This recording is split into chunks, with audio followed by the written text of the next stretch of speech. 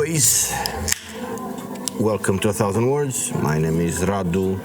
I'm a street photographer from Romania, and this is the fourth time I'm recording this video. Not the fourth time today, it's just the second time today, but I've recorded it for 4 times in 3 separate days. And if I don't get it right this time, I'm not even sure I'm gonna make it again. This video is about the Fujifiom X-M5. Yep, I've gone ahead and bought myself a new camera. A camera I started off wanted, only to realize I needed. Let me explain.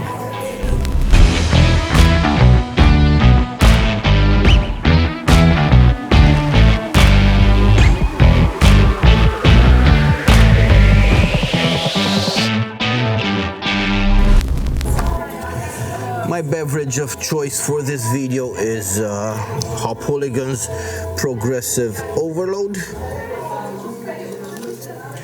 A Quake Double Dry Hopped IPA. Golden Promise Heidelberg Wheat and Oat Flakes with hops varieties like Motueka, Riwaka and Sabro Cryo. Also something like Voskveik. I'm not sure what all that means. It's the first time I'm having this particular brew. Ooh, It's very hazy, quite milky as far as texture goes. It's one of those acquired tastes, and I have definitely acquired a taste for double dry hopped IPAs. I love me some misty, hazy, bitter brews like this one, and this is one of the better ones.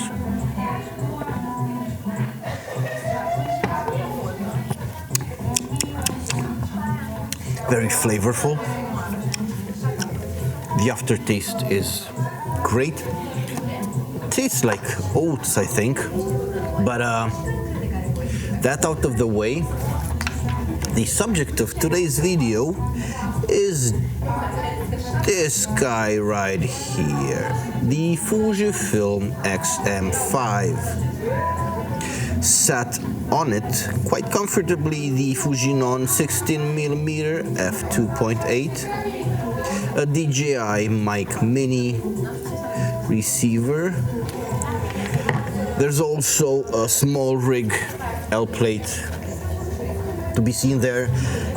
We're going to talk about all of this, and I am going to approach this video from 2 angles. But before getting into the meat and potatoes of this, I want to remind you I've gone ahead and redesigned completely, utterly, and from the ground up 1kwords.net. I've redone my website, switched my domain to a .net, tried a Squarespace subscription for a year, and to celebrate this relaunch of my website, I'm having a site-wide print sale, 50% off. I've gone ahead and lowered the prices for all of my prints, so go ahead. There's also a blog there. There's a fully functional, fully featured shop where you can check out safely, quickly and securely using your preferred payment method. Buy yourself a print or 3. Now, I mentioned a two-pronged approach. First up, while not a review by any stretch of the imagination, I've only had this camera for about a week now.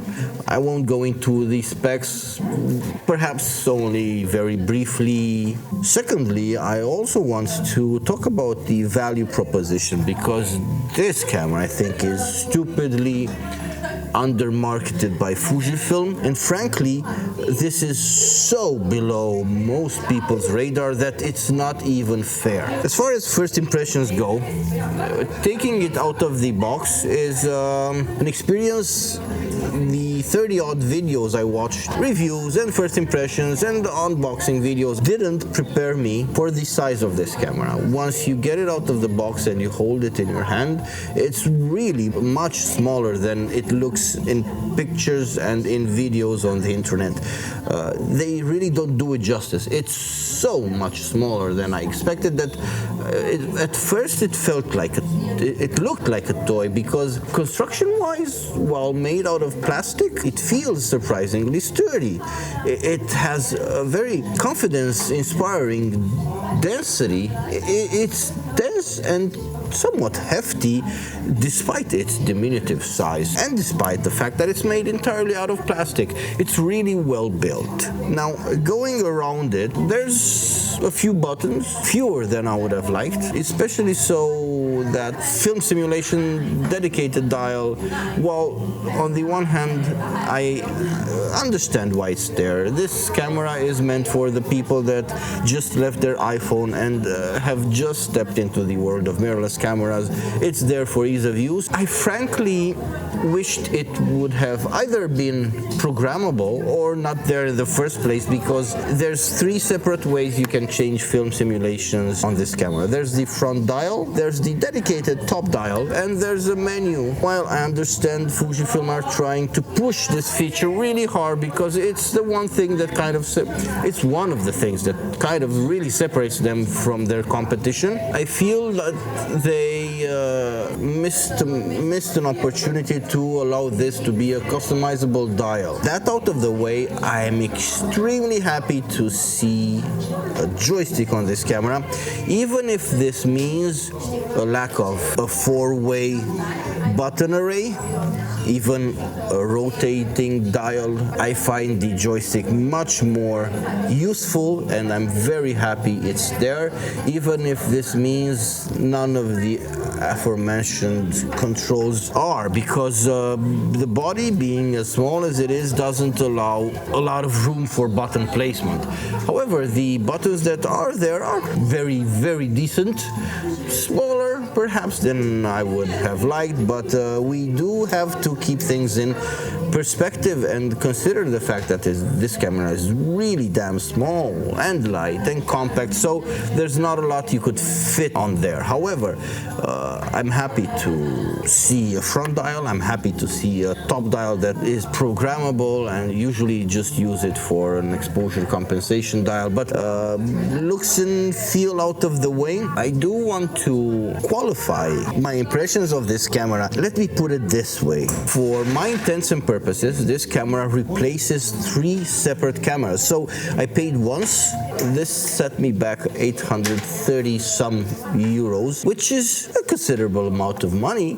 But as far as I'm concerned, I bought three separate cameras, which happen to very neatly reside in a single body. A neat little package that has replaced the need for three separate cameras, as far as I'm concerned. Now, handling-wise, this camera is a bit on the smaller side of things, and while I understand its purpose, I was happy to find that adding a small grip L plate adds to this camera in two ways. First up, it adds quite a beefier grip with the silicone grip it provides, much easier to handle. And secondly, and equally importantly in my book, I think it also adds, as far as looks, it's even sexier. If I do say so myself, the grip adds functionality and it adds some pizzazz to the body. I can't see myself using this camera without a grip by now, and if we're on this subject, I want to point out one of the biggest shortcomings of this camera, and that is the stupid, frankly, the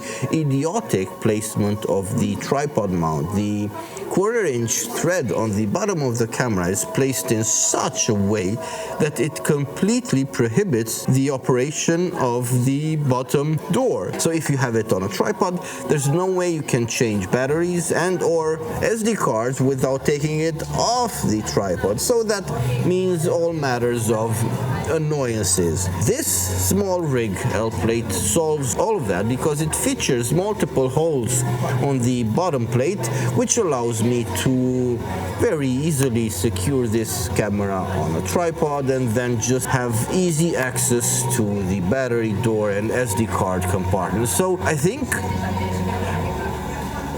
if we're getting into conspiracy theories, perhaps Small Rig conspired. I should put conspiracy music right about now. Perhaps Small Rig conspired with Fujifilm to have such a poor tripod mount placement so they could make this grip, because simply and frankly, I can't see myself operating this camera without this accessory. Now, other than that, there's really little else I can criticize about this camera. And even stuff that would usually disqualify cameras in my books, like the lack of a dual card, the lack of weather sealing of any kind, the plastic body, the lack of a viewfinder, the flippy screen.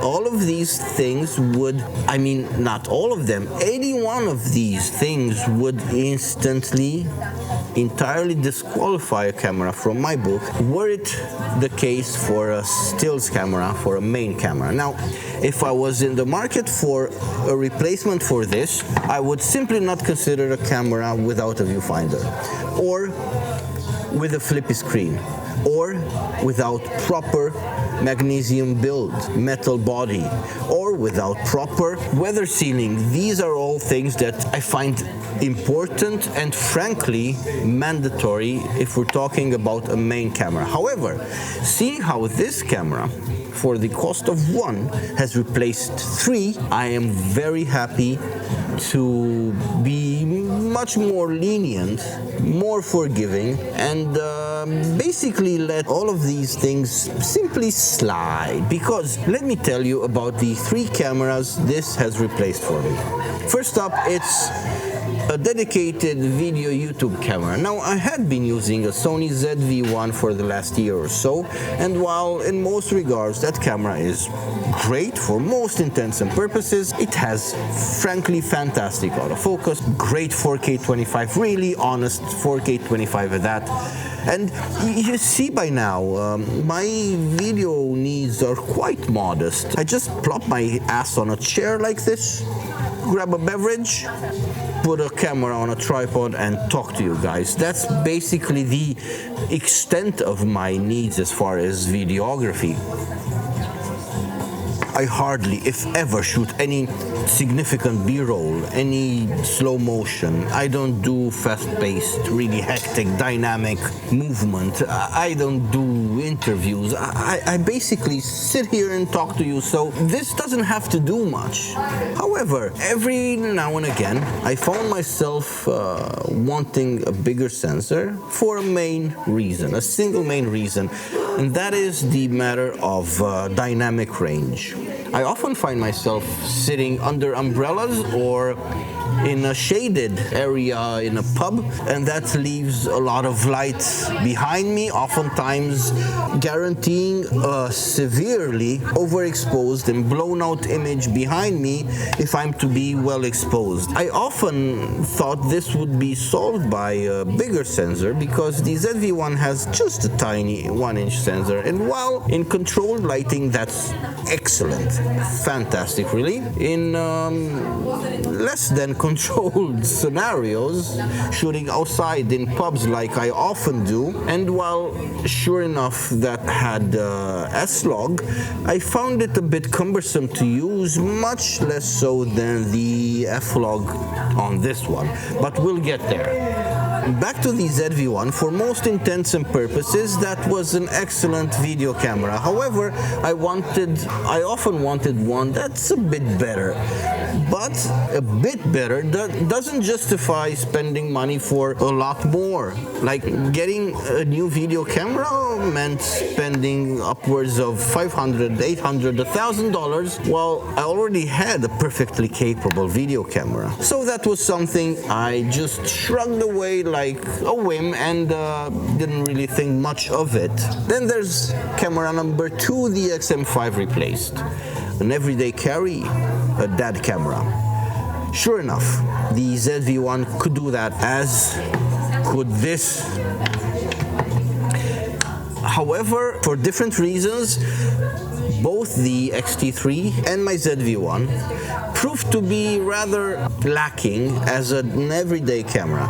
On the one hand, the X-T3, while still in most regards rather compact, it's twice as large as the Sony ZV-1, and I often wished for a smaller, more compact camera, easier to carry as an everyday dad cam.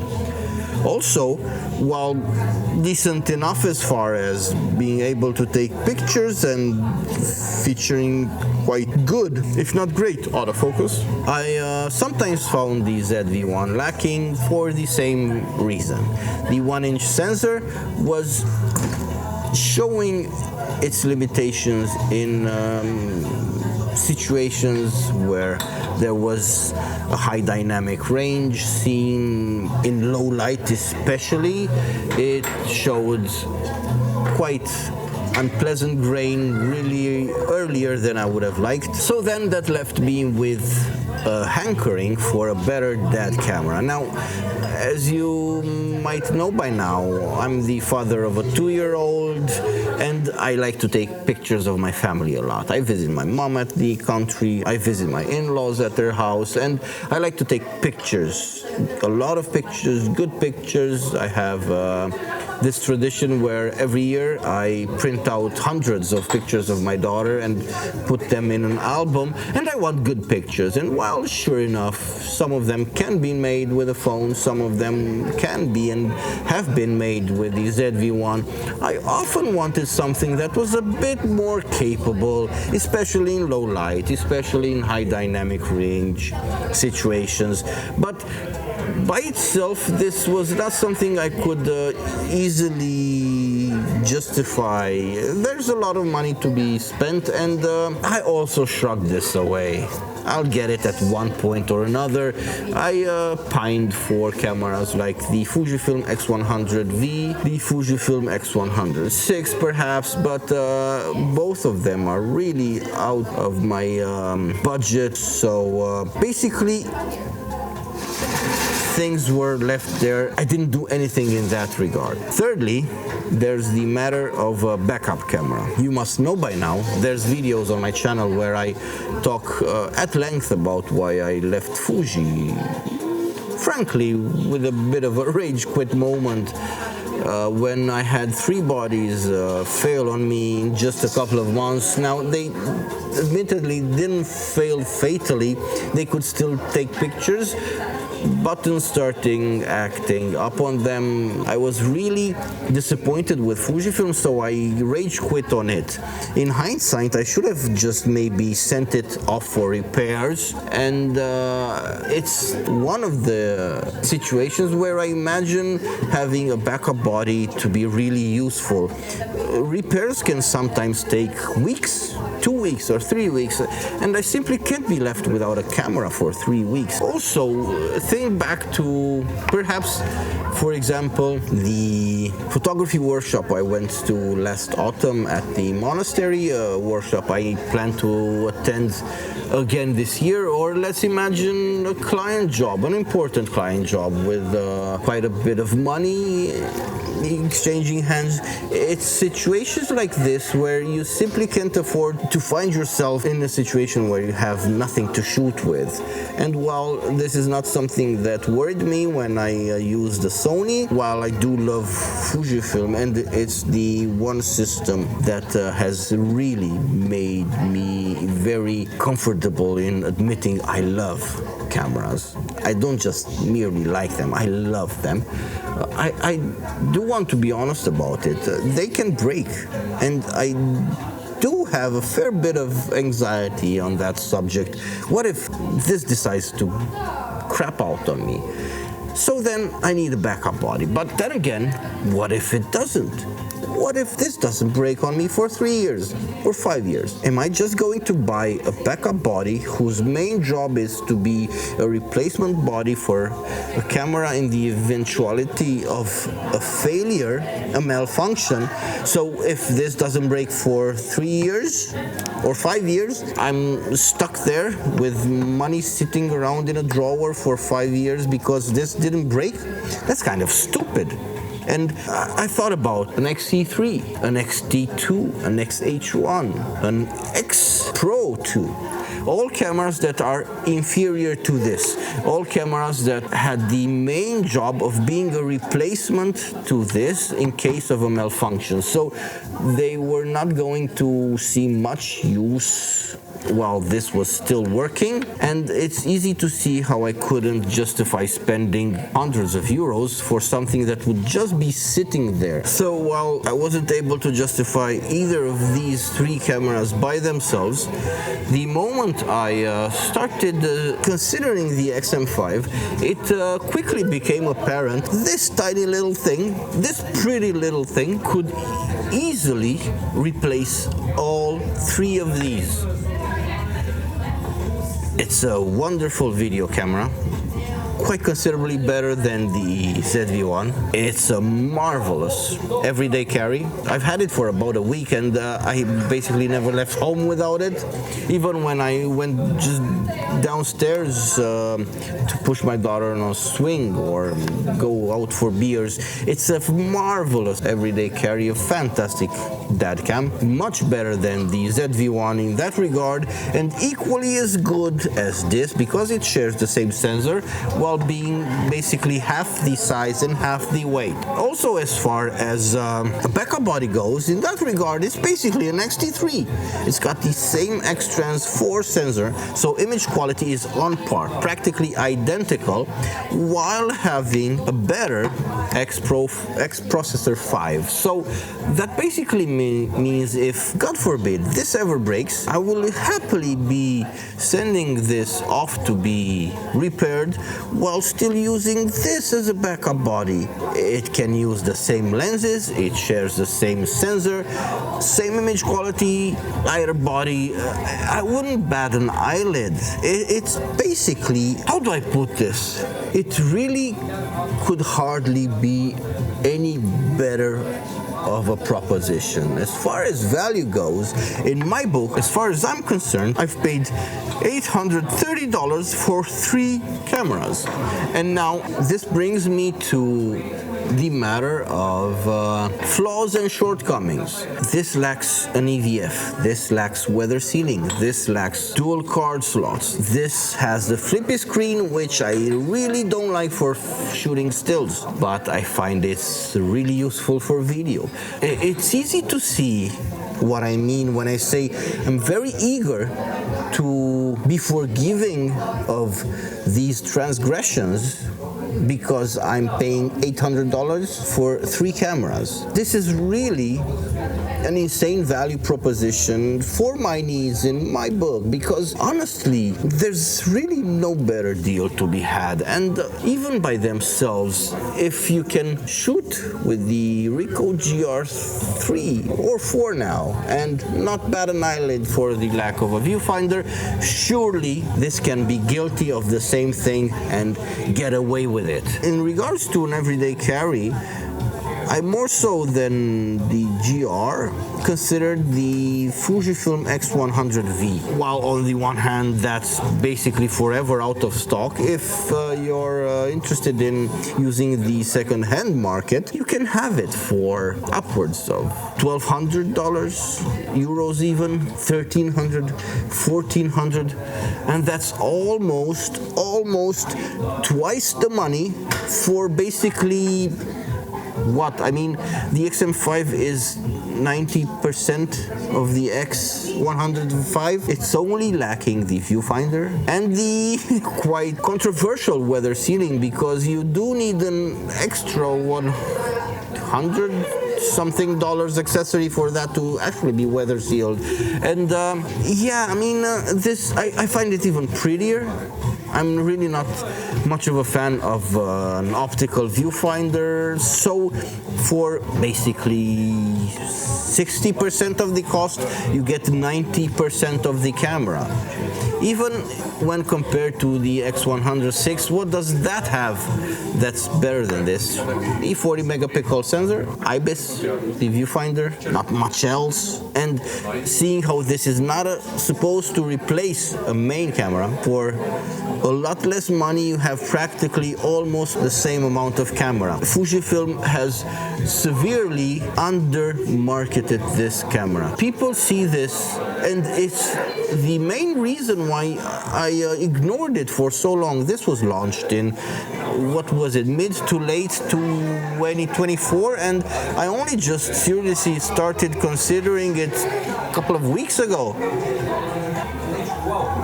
It's frankly fantastic as a video camera. It's frankly fantastic as an everyday carry. It's even great as a backup body. So in my book, I think I'm beating a dead horse by now, but the value proposition for this is insane. I'm extremely happy with it. When you first look at it, it's geared towards beginners. It's a plastic body, but it's really well built. It's a really small camera, but it really packs a punch. It doesn't have a viewfinder, but it's a great stills camera. While only available brand new in a single place in Romania, I've heard stories it's already out of stock in a lot of places. So perhaps this has had more of a success than Fuji intended to, because I will go ahead and make some wild claims.